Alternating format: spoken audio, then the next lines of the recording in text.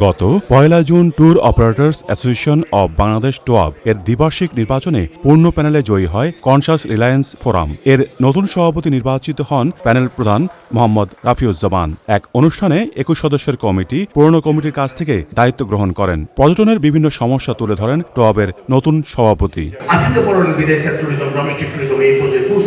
কিন্তু এখন এই ব্যাটের কারণে সব টোটাল অ্যামাউন্টের উপর 50% আরোপ করার পর আবার আমরা টোর উপর ফ্যাক্টর 10% ইম্পোজ করি আমাদের প্রফিট মার্জিনে 25% বেড়ে যাচ্ছে। ট্রাভেল কস্ট বেড়ে যাবে স্যার, ডোমেস্টিক ট্যুরিজম আর এগোবে না, তখন আমাদের পার্শ্ববর্তী দেশগুলো আউটবাউন্ড ট্যুরিজমে অন্তর্ভুক্ত হয়ে যাবে। আপনি বিচক্ষণ মানুষ স্যার, আপনি নিশ্চয়ই এই বেটের ব্যাপারে মাননীয় মন্ত্রী মহোদয় ফাইন্যান্স মিনিস্টারের সাথে কথা বলবেন। এটা কোনো অবস্থায় স্যার গ্রহণযোগ্য হবে না বাংলাদেশ ট্যুরিজমের ফ্লারিশের ক্ষেত্রে। অনুষ্ঠানের প্রধান অতিথি পর্যটন মন্ত্রী বলেন, পর্যটনের উন্নয়নে বেসরকারি উদ্যোক্তাদের ৮০% অবদান রয়েছে। বিভিন্ন সমস্যা সমাধানের আশ্বাস দেন মন্ত্রী।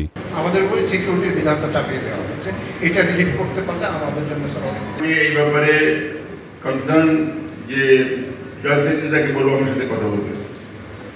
ঠিক আছে, আমি এটা দেখবো এবং আপনার সাথে আলোচনা করে কিভাবে এটা কমানো যায় বা কি করা লাগবে সেটা আমরা ব্যবস্থা করব।